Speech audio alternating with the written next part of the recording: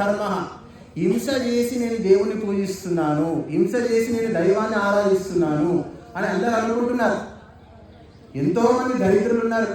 మీరు గమనించుకోండి, ఎవరెవరితో దరిద్రం ఉందో వాడు యాటలు వస్తువులు తింటాడు. మీరు చూడండి, వాళ్ళు ఎల్లమ్మ భక్తు, పోచమ్మ భక్తు ఏదో చేస్తారు, చేసుకొని యాటలు పోయడం తినడం, యాటలు పోయడం తినడం, ఇదే ఉంటుంది. స్వామి మేము దేవుడికి అన్ని ఇచ్చినాం. ఏమి ఇచ్చినావు? మొత్తం నీ కడుపులో వేసుకున్నాను. దేవుడికి నువ్వు ఎక్కడి నుంచి ఇచ్చినావు? మరి భగవంతునికి ఎక్కడి నుంచి ఇవ్వాలి? భగవంతుడు ఎలా తింటాడు అంటే ఈ యొక్క అగ్నిహోత్రంలో. అమ్మా, ఓ అమ్మగారు వినండి, కొద్దిగా ఒక 5 నిమిషాలు ఉపయోగపడండి. ఒక 5 నిమిషాలు. భగవంతుడు ఏ విధంగా తింటాడు అంటే అగ్నిలో వేసిందే భగవంతుడు తింటాడు. అగ్నిహోత్రంలో వేసిందే భగవంతుడు తింటాడు. ఇక ఏది దేవుని ముందు పెట్టింది, ఇక్కడ పెట్టింది, అక్కడ పెట్టింది, మేకలు కోసుకున్నది ఏది కూడా భగవంతుడికి రాదు.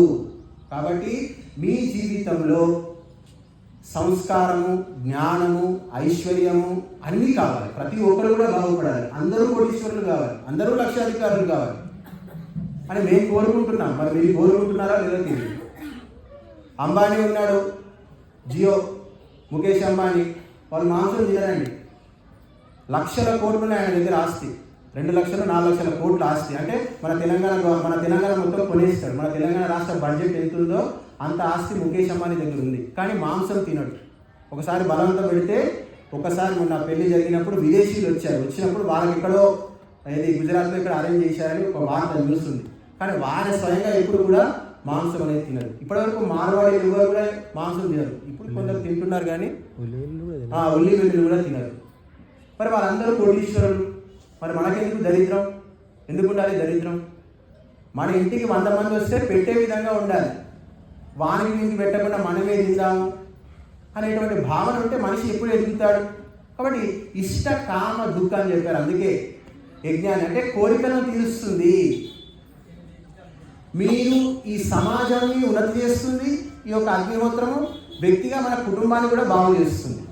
పిల్లలకు సంస్కారం అనేటువంటిది ఈ యొక్క అగ్నిహోత్రం ద్వారా వస్తుంది. కాబట్టి మేము అన్నీ వదిలిపెట్టి, మిమ్మల్ని అన్నీ విడిచిపెట్టి అగ్నిహోత్రానికి రండి, అగ్నిహోత్రం చేయండి, యజ్ఞ కార్యక్రమాలు చేయండి అని మేము ఎందుకు చెప్తున్నామంటే, శ్రీరాముడు అగ్నిహోత్రం చేశాడు, శ్రీకృష్ణుడు అగ్నిహోత్రం చేశాడు. మీ పూర్వజులంతా కూడా ఋషులే. మనమంతా ఋషుల నుంచి పుట్టాము. మన పూర్వజులంతా ఋషులే. ప్రతి ఒక్కరికి ఒక గోత్రం ఉంటుంది. మరి ఋషులంతా ఏం చేశారు అంటే అగ్నిహోత్రాలు చేశారు. గుళ్ళ చుట్టూ ఊళ్ళ చుట్టూ పడుకుంటూ తిరగలేదు, పడుతూ లేస్తూ ఎక్కడ కూర్చున్న వాళ్ళు అక్కడ అగ్నిహోత్రాలు చేసుకున్నారు. వాళ్ళ ఆత్మోన్నతి, మానసికోన్నతి, భౌతికోన్నతి అన్నీ కూడా వాళ్ళు జీవితంలో సాధించారు. కాబట్టి గుంపులో పోయి ఆ గుంపులో వాళ్ళ కాళ్ళ కింద పడి చనిపోవాల్సిన అవసరం మనకేమో అవసరం లేదు. భగవంతుడు అని చెప్పి. కాబట్టి ప్రజలను మూర్ఖులను చేసి ఇష్టం వచ్చినట్టు ఆడుకోవడానికి గుడులు అంటే ధర్మం మీద దందా, ధర్మకే నామ్ పర్ దందా చలాలి. నాకే చదువు రాదనుకోండి, నేనేం చెప్పలేను. నేనేం చేయాలి అంటే ఒక డ్రెస్ వేసుకొని 4 విగ్రహాలు పెట్టాను అనుకోండి, జనాలు 1000 మంది వస్తారు, డబ్బులు కూడా వస్తాయి. ఇప్పుడు ఆ విధంగా వ్యాపారం జరుగుతుంది ఆధ్యాత్మికంలో.